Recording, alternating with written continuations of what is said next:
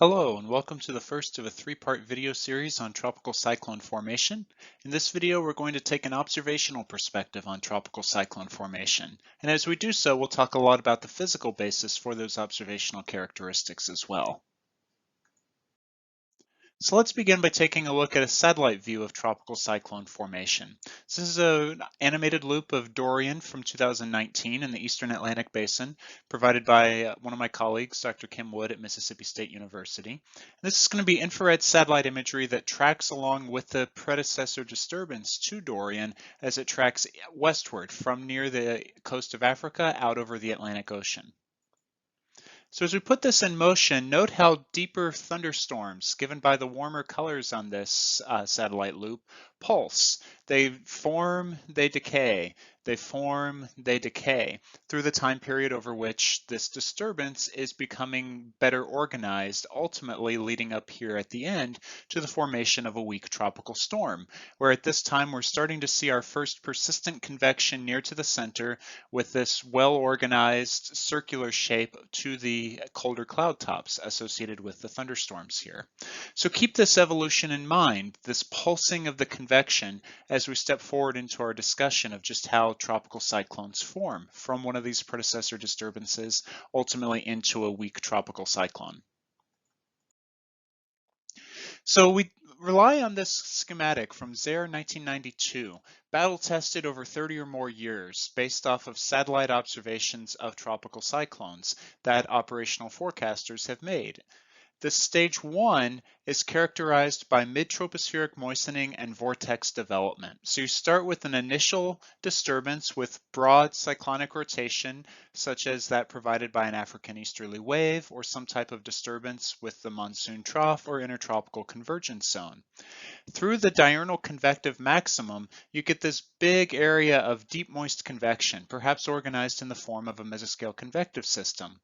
And this ultimately dissipates after that diurnal convective maximum, leaving behind a skeletal mid-level vortex, known as a mesoscale convective vortex. We then have stage two here, where we start with that skeletal vortex associated with the initial disturbance. We lead up to a subsequent convective maximum, where you get deep clouds associated with thunderstorms near to the center and organized in this broad cyclonic fashion that then tightens up into this spiral type of shape that we see as a tropical cyclone forms. So if we think about this first stage here, this mid-tropospheric moistening and vortex development is all exclusively the result of deep moist convection, or thunderstorms, which is largely governed by the diurnal cycle. Just as we have a diurnal cycle of thunderstorms here over land, favoring late afternoon into the early evening and early overnight hours, so too is there one over water, typically favoring the overnight hours because the ocean waters are still very warm. They don't change much during the course of the day, whereas the air at the top of the atmosphere is cooler than during the daytime because you have long wave radiation escaping to outer space. This first stage often occurs multiple times, especially in environments that are not pristine, so those that have some vertical wind shear, some dry air contained within them, maybe subcritical sea surface temperatures. Any characteristic of the environment that is not pristine or not favorable for tropical cyclone formation could lead to stage one needing to occur 1, 2, 3, 4, 10 times before a tropical cyclone may be able to form for a given predecessor disturbance, if one is able to ever form at all.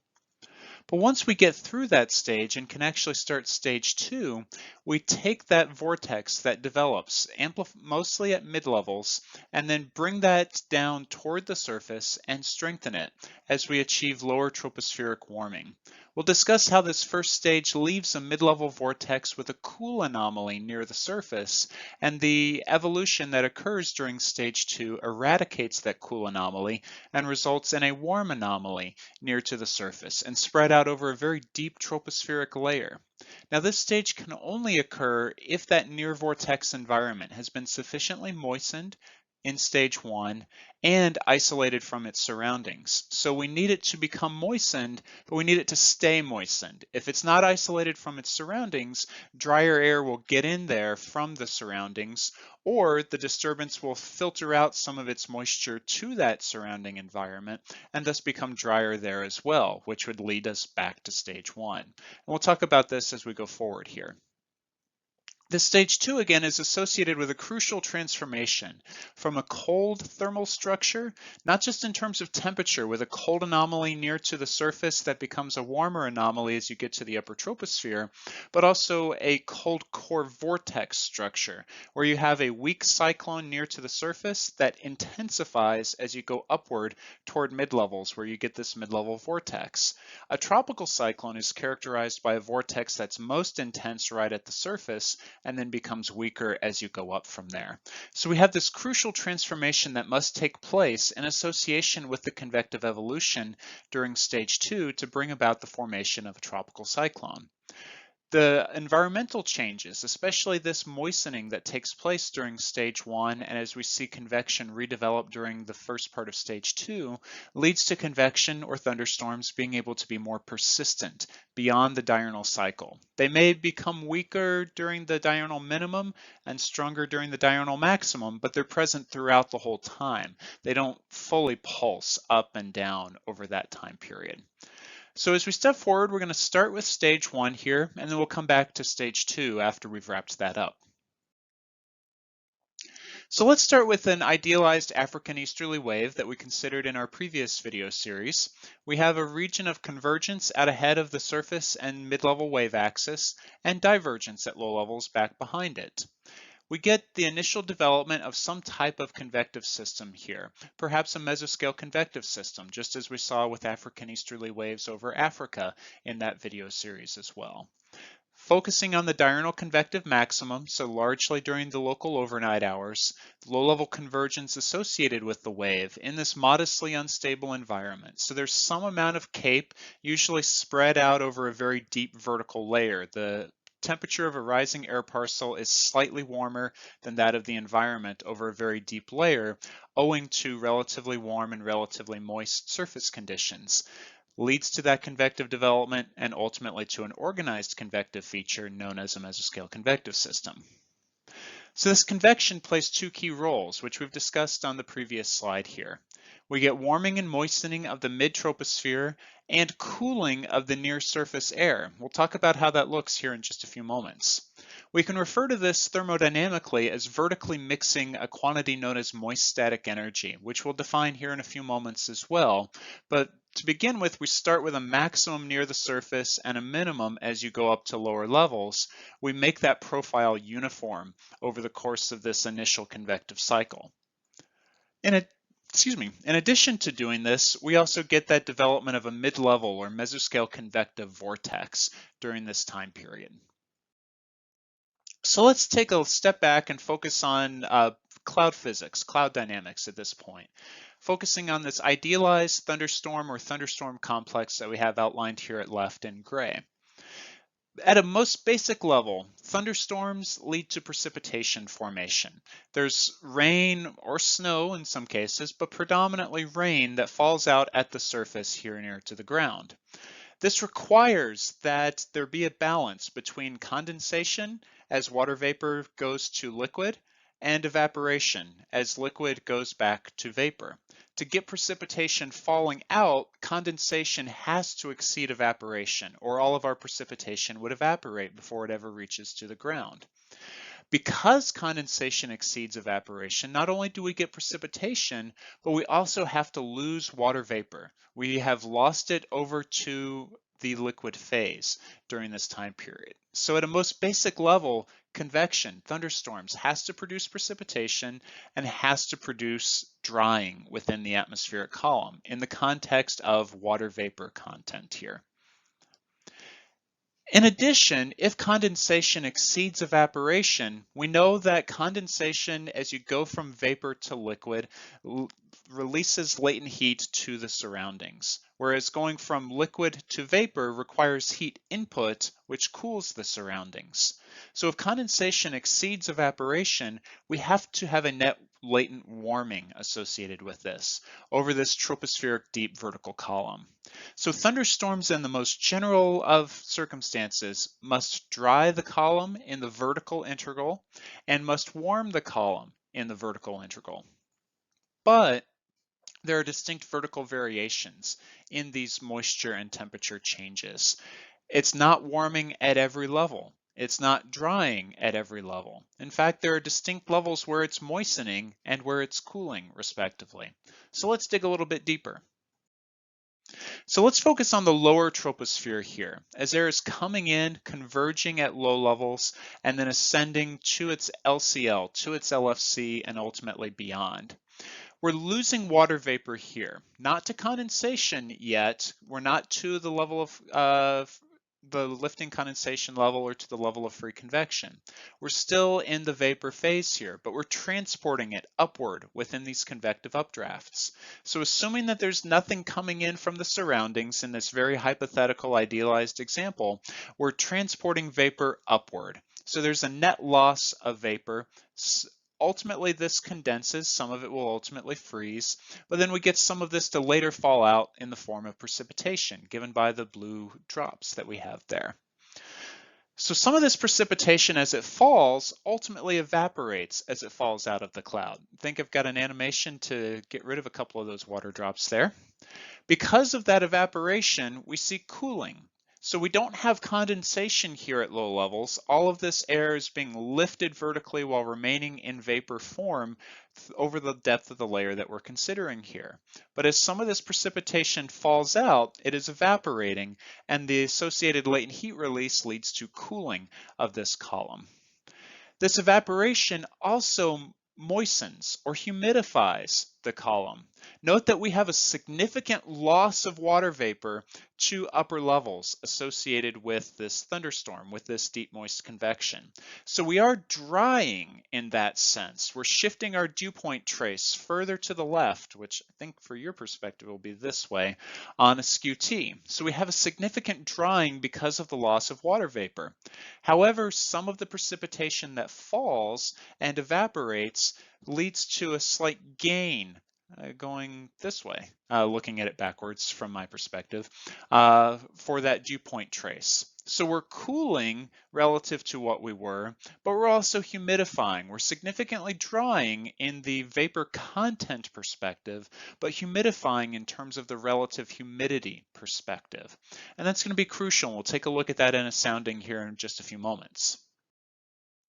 So let's go upper levels into the mid to upper troposphere here. We have all of this vapor that we have brought from low levels up into the cloud, and it's condensing. Some of it freezes, but there's water vapor that was present there as well. More is coming from below and ultimately condensing and or freezing and or depositing as we get to upper levels, but some of what is there is doing the same as well. So we have a lot of condensation taking place. Some of this precipitation, or precipitate as it's known before it reaches to the ground, evaporates or detrains aloft, which moistens the low vapor content middle to upper troposphere. So note that we're at relatively cold temperatures. We're pretty far to the left on a skew T in terms of where our dew point trace is. So we're dealing with very small vapor content here. Some of this evaporation or detrainment is ultimately leading to a slight moistening at these levels. We're still dealing with low water vapor content, below 1 gram per kilogram of mixing ratio, but we are increasing it ever so slightly at that level due to this evaporation.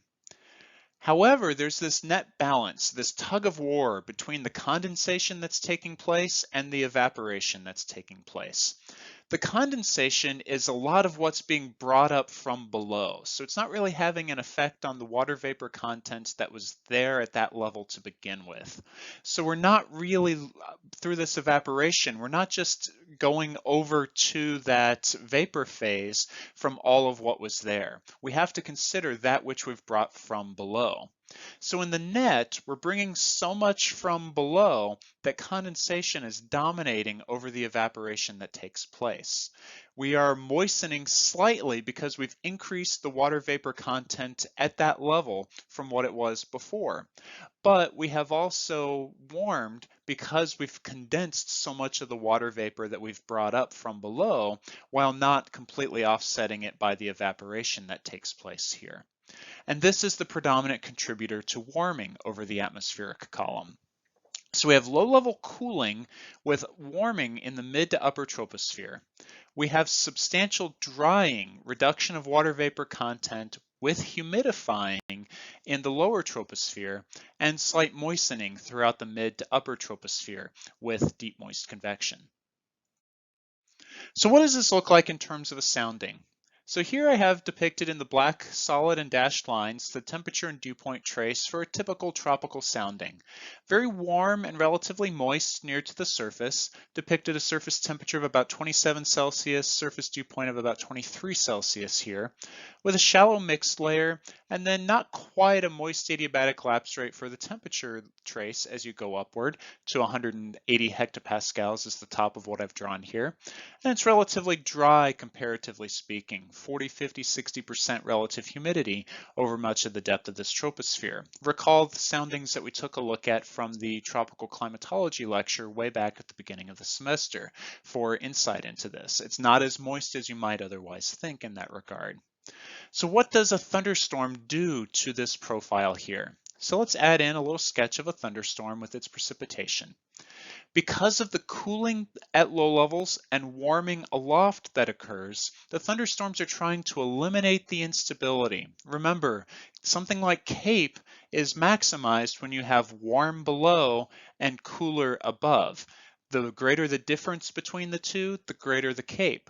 But if you cool where it's warm and warm where it's cool, you're going to reduce that instability that was there. And ultimately, thunderstorms during stage 1 are going to completely eliminate whatever instability was there that ultimately gave rise to them. We're going to cool the low levels and warm the upper levels. And at the same time, we're going to moisten the mid to upper levels, and we're going to dry but humidify the low levels. So this looks like that in the red. Note the slight warming from about 800, 850 hectopascals up to the top of the diagram. Note the moistening. We're still dealing with very low water vapor content here along this dashed red trace, but it is decidedly moister than in the initial sounding. But look down here near to the surface. We have substantial cooling in this case, 4 to 5 degrees Celsius by the time we reach to the surface, and substantial drying that takes place here. In terms of water vapor mixing ratio content, we're looking at something on the order of 16 all the way down to something on the order of 10 to 12 grams per kilogram here. So we're losing a lot of water vapor, but we are humidifying this layer here as a result of the deep moist convection. We can also look at this in terms of a quantity known as moist static energy, which I've defined here with the equation at left. Moist static energy, or H, is a function of height, so we have the gravitational constant times height, plus the specific heat times temperature, plus the latent heat of vaporization times the water vapor mixing ratio. So it's a function of height, temperature, and moisture content as measured by water vapor mixing ratio here. And in this diagram here at left, we have what I've called the pre-convective conditions. So moist static energy increases to the right along the x-axis, and the vertical coordinate is our vertical coordinate. Pressure increases down, height increases going up. We have the surface condition here, and in this example, we have a near constant layer of moist static energy near to the surface, with a substantial drop-off as you get above the atmospheric boundary layer and into the middle to upper troposphere here, where moist static energy is relatively low, associated with cooler temperature and much lower water vapor mixing ratio content, despite being at higher levels. And then we reach to the tropopause, and moist static energy increases, primarily because temperature increases with further increases in height, while still dealing with very low water vapor mixing ratio content values. This H star that we have here is the saturation value of moist static energy. For the given temperature, if you replace this water vapor mixing ratio with the saturation water vapor mixing ratio and recompute moist static energy, this dashed curve is ultimately what you get here. Right here at the surface, this is governed by ocean conditions, in particular the sea surface temperature. So we have a little bit of air-sea disequilibrium here. We're not quite saturated here at the surface at the beginning. We're a little bit cooler than what the ocean would suggest that we can permit in terms of moist static energy at least. And then this profile is fairly uniform with height above the boundary layer, but it's much higher above the boundary layer than is the actual moist static energy here. So our thunderstorms that take place change this profile from this solid black line that we see here to this leftmost dashed line on the left edge of the blue region that we see here at right. Ultimately, this layer between the top of this blue region and the surface is taking this solid black line over that same region. So I'll draw it over here, this same black line right here, and finding the vertical average of that. And that's ultimately what this blue dashed line is here. We are making uniform the moist static energy over this vertical column. We achieve that on the sounding by cooling and drying down here near the surface while also humidifying, and warming and moistening here above the boundary layer in the middle to upper troposphere. That ultimately leads to this leftmost edge of the blue profile that we have here. But now the low levels are very cool from a temperature perspective and relatively dry. This difference here between this blue line and where this dashed line for the saturation moist static energy is located is a very large difference. The ocean is much warmer and has the ability to transfer both a lot of heat and moisture to the air that lies above. And it's this transition as you regain energy from the ocean above to increase moist static energy here at low levels and then spread that vertically through thunderstorms that can ultimately lead to subsequent boundary layer recovery, warming and moistening, if the disturbance is protected from its surroundings. And that drives this profile to the right through this blue shaded region here. So this preconvective is before stage 1, and the blue dashed line on the left side here of the blue shaded region is post stage 1, where we have strong cooling and drying of the boundary layer, but we have a vertical profile of moist static energy that is very nearly constant with height. That has a very crucial effect as we move into stage 2. If you have this vertical profile of moist static energy that is fairly constant with height, no longer can thunderstorms bring down lower values of moist static energy toward low levels while bringing higher values up. It's already uniform within the vertical column here. That means that you're not going to be able to bring cold air down in the form of downdrafts to ultimately disrupt the low-level circulation and cut off the energy source for the tropical disturbance. You're going to be able to maintain warm and moist conditions over the depth of the vertical column, and if you can stay isolated from the environment, that will become even more true as you go to the right. That's getting over in towards stage 2 and beyond the tropical cyclone formation period. We'll talk about that more in subsequent videos. We also noted that stage 1 is associated with the development of a mid-level vortex. And so here I have depicted our cartoon cloud, and I've depicted 6 different isentropes for potential temperature. We know that potential temperature typically increases as you go up with height within the atmosphere, unless you have a dry adiabatic or superadiabatic lapse rate, which we don't typically see here in the tropics. So we're looking at potential temperature increasing with height, and we know from what we've discussed before that we have warming over the depth of the middle to upper troposphere with thunderstorms, and cooling near to the surface in association with these thunderstorms. So cooling on any isobaric surface is going to reduce potential temperature. So this is going to want to kick this isentrope upward to bring in a lower value of potential temperature to this surface. Whereas warming is going to want to push these isentropes downward to bring a higher value of potential temperature down from upper levels toward the surface here. So this vertical profile of diabatic heating associated with the thunderstorm also leads to that mid-level vortex. we shift the isotropes to take this shape here with the ones in the middle to upper troposphere bowing down and the one in the lower troposphere bowing up. So note how we have very tight packing of the isotropes, a very large change in potential temperature over a very small vertical distance here near the bottom of the cloud as compared to higher altitudes where the spacing is much greater than this here.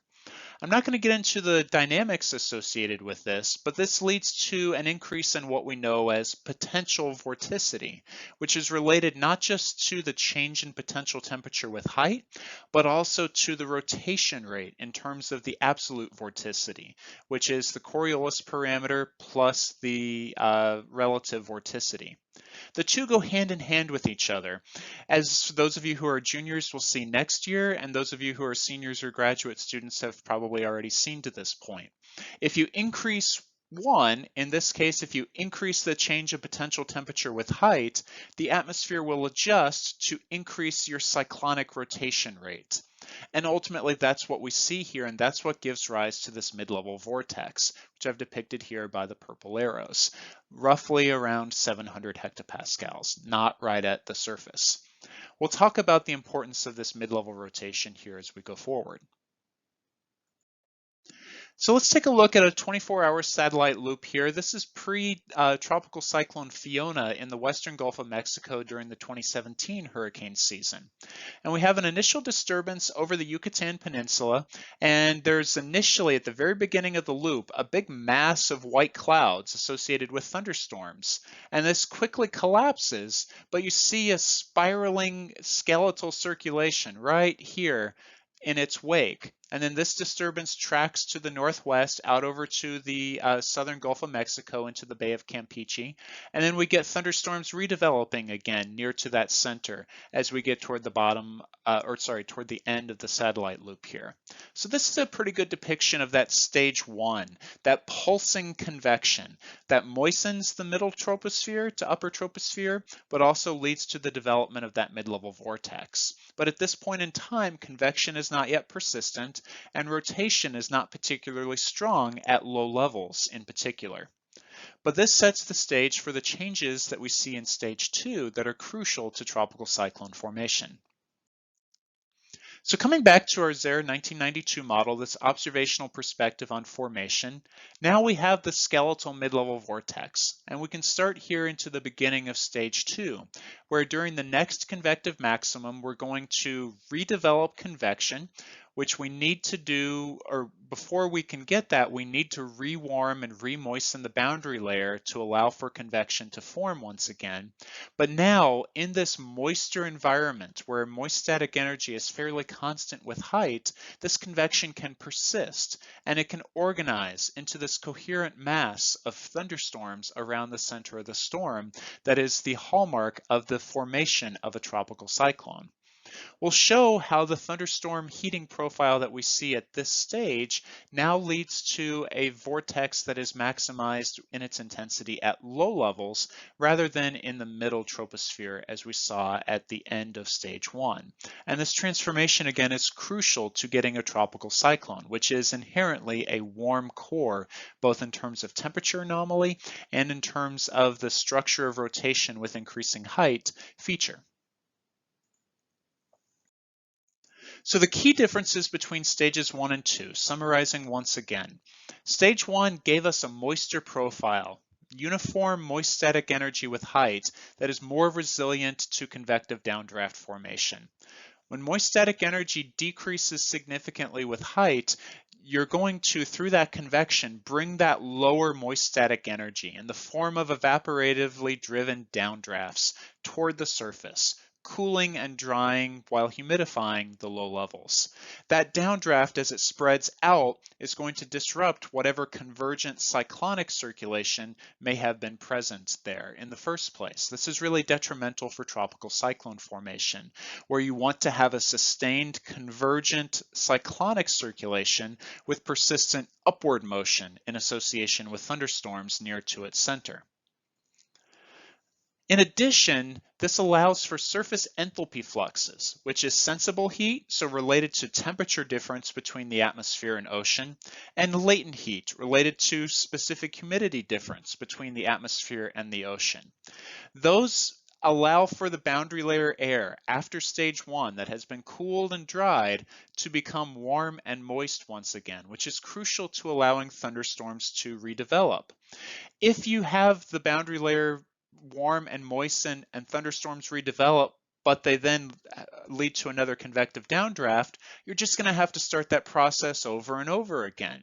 But now in stage 2, if you warm and moisten the boundary layer and get thunderstorms to redevelop, you're not going to get these cold convective downdrafts coming down. Instead, you're going to just be able to feed warmth and moisture from the underlying ocean into the boundary layer, that those thunderstorms will then spread vertically, warming and moistening the column throughout its entire depth, especially relative to the environment, to the surroundings outside of the storm. And this is crucial not just to tropical cyclone formation, but intensification, as we'll talk about in a later video in this series here. So this is really crucial. We need energy from the ocean to go exclusively into fueling the tropical cyclone once we have rewarmed and remoistened the boundary layer air. We do not want to have to continue to rewarm and remoisten the boundary layer air after different cycles of thunderstorms, as we would see during stage 1. This also, as I hinted at, mitigates against the disruption of that low-level cyclonic convergent circulation by that descending and spreading out or diverging air associated with these convective downdrafts. We could show mathematically from the dynamics that that downdraft with spreading air actually weakens convergent low-level cyclonic rotation. And that's not what we want with a tropical cyclone. We want to increase that low-level cyclonic rotation rate, not decrease it. In addition, as we've gone from stage 1 to stage 2, while we haven't done much to rotation at low levels, we've increased it at mid levels through the convective heating profile that we described in the previous slides.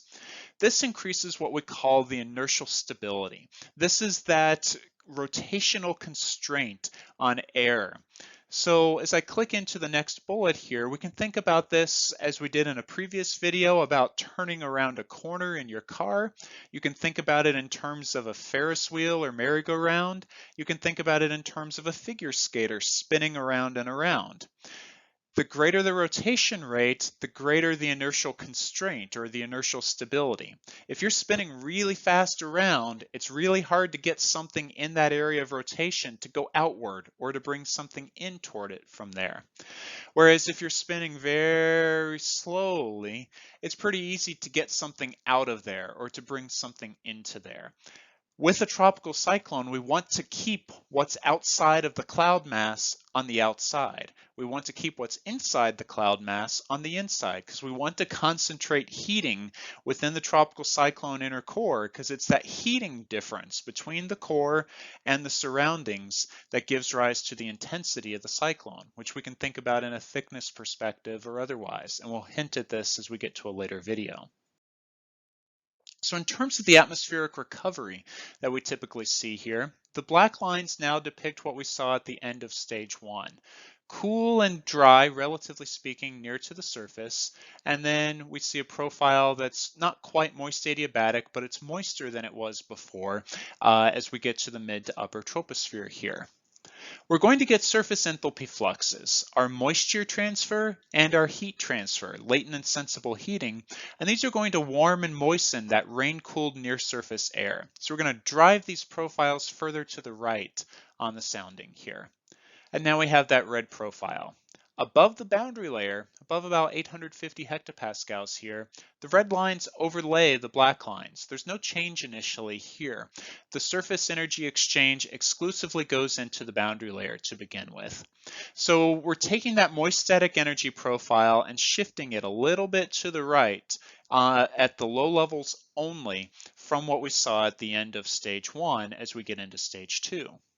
Now we've warmed and moistened the environment enough to be able to support thunderstorms redeveloping. So we get thunderstorms once again, and these act just as before to further warm and moisten aloft. So we go from the red lines, which focused on changes only in the boundary layer, to the purple lines, which focus on the changes that occur above the boundary layer. Note how the lapse rate of this purple temperature line very nearly follows the moist adiabat here, and the same is true for the dew point trace here. And if anything, these profiles are a little bit exaggerated. They are brought closer than this together. I've kept them a little bit further apart for the ease of interpretation here. But just as in stage 1, we're warming and moistening above the boundary layer. So we're gaining energy from the surface at low levels and spreading that vertically over a deep vertical column, taking that blue line on the left edge of the shaded region for moist static energy and pushing it toward the right, toward that saturation value, which is governed by how much energy you can ultimately get from the underlying surface related to the sea surface temperature. So absent the entrainment of cooler, drier air, if the disturbance is isolated from its surroundings, that near surface cooling that we got during stage 1 by bringing the low moist static energy air from aloft down toward the surface in the form of evaporatively driven cold downdrafts is absent here. So the purple lines at low levels overlie those red lines. We don't shift them back to the black here because we have made the disturbance resilient to that cold evaporatively driven downdraft formation here. So again, coming back to our moist static energy diagram, this black line here is now representing the environment outside of our convective region. And this dashed blue line here on the left edge of the blue shaded rectangle is our post-convective region, so the end of stage 1 here. In stage 2, we're initially warming down here near to the surface. We have low moist static energy at the surface in the atmosphere, and then this value of the saturation condition here, governed by the sea surface temperature of the ocean, is much higher. So this difference leads to a very effective transfer of sensible and latent heat from the ocean into the atmosphere. So we bring this blue dashed line to the right, we get thunderstorms redevelop, and we spread that vertically over the depth of the troposphere here. So almost instantaneously, we start to shift this whole blue dashed line further to the right. And we could continue to do this if the disturbance remains isolated from its environment all the way over to the saturation value here once we get a tropical cyclone and ultimately as it intensifies, getting a little bit beyond the scope of what we're talking about here.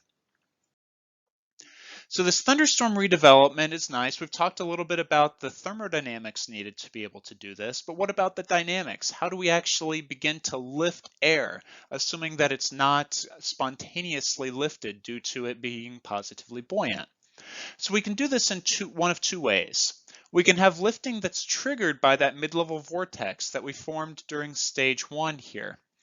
This can be because there's vertical wind shear perhaps, and if we think about it from a synoptic scale mid-latitude perspective, this vertical wind shear through a cyclonic rotation maximum typically favors rising motion downwind or down shear. So if the shear is going this way through a cyclonic vorticity maximum, down shear is past that vorticity maximum over here.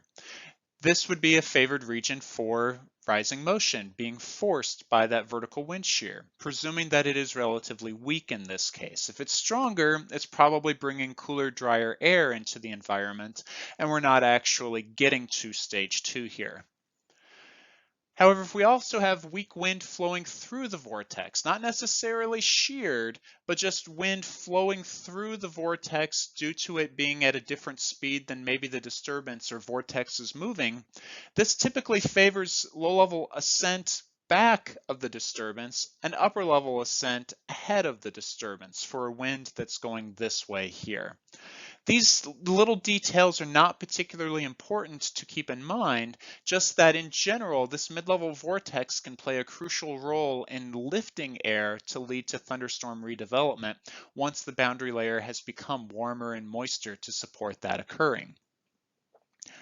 The fact that we have an incipient disturbance like an African easterly wave or a disturbance in the monsoon trough or intertropical convergence zone can lead to us having large-scale convergence at low to mid levels in and of itself. And we know that if we bring air together at low levels from continuity, we would expect to see rising motion over the depth of that vertical column. And that ultimately is what we end up seeing.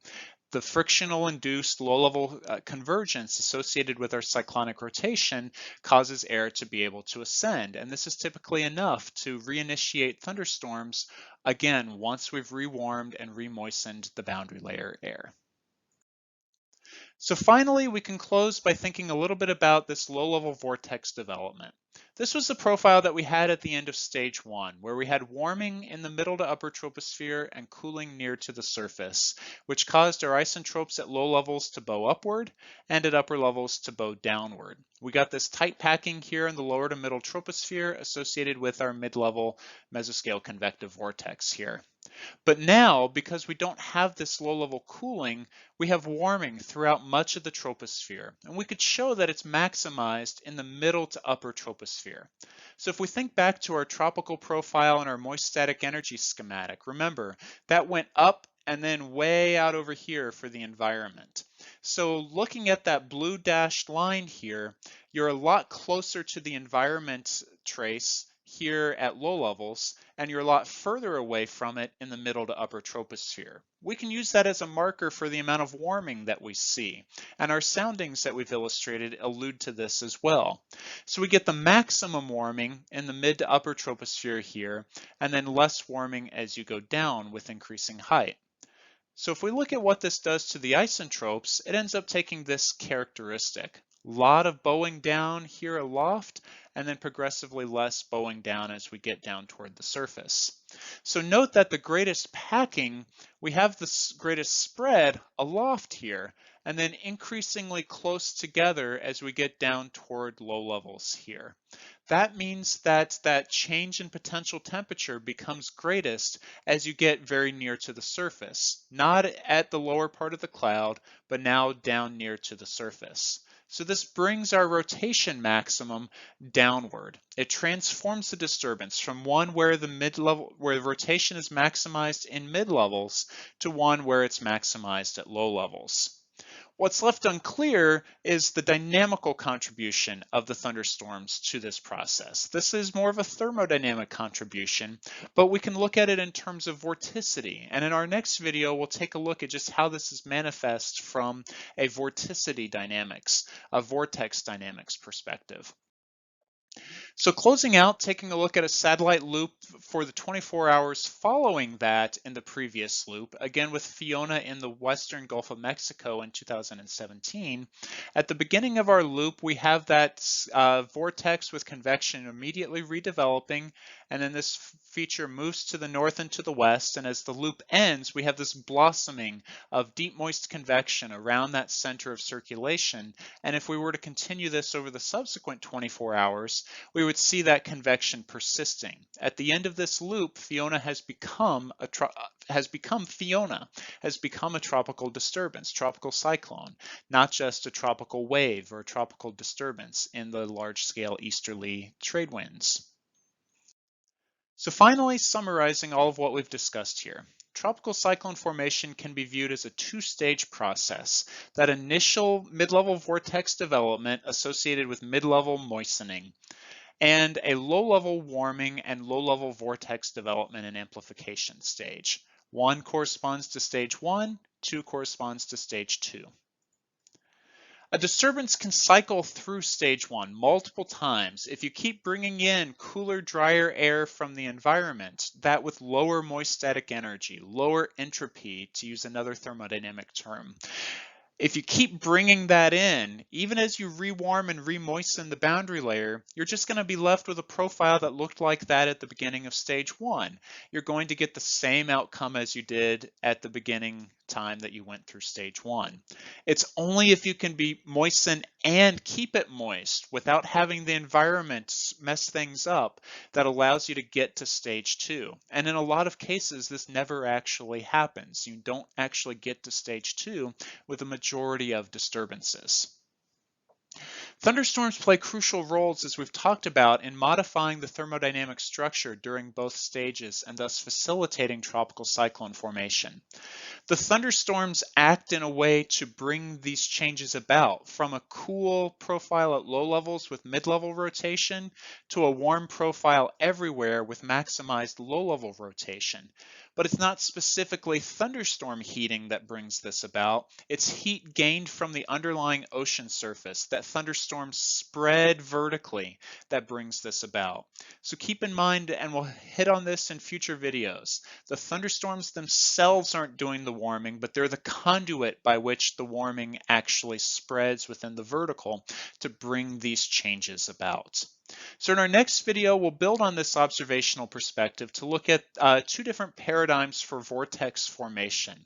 One that takes the mid-level vortex and brings it down toward the surface, and one that builds cyclonic rotation at low levels in the cocoon of the mid-level vortex and spreads that vertically into the mid to upper troposphere.